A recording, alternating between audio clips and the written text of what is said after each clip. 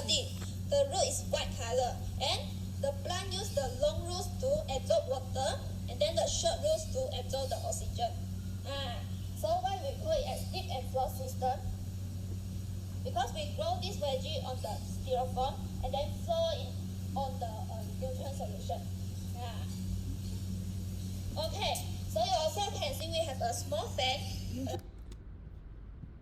Water my plant, or even day after tomorrow, don't need to water my plant. Maybe only water once every 2-3 days. That's one of the benefits of having the. Shade, I think the impact.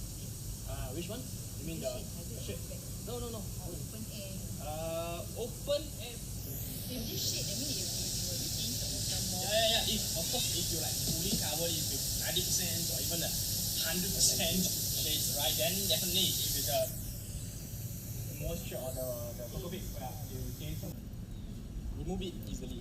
Okay, and some of you may notice underneath of each trough, okay, there's actually some gray color, silver color carpet underneath that. What's that one used for?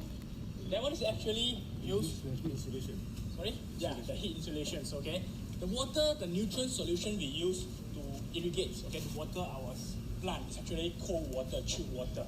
We maintain it at about 24 to 26 degrees Celsius, okay? Because if once the water temperature above 30 degrees Celsius or 29 and above, I would say 29 and above, it will actually trigger the microorganism inside the water and make them attack your plant roots.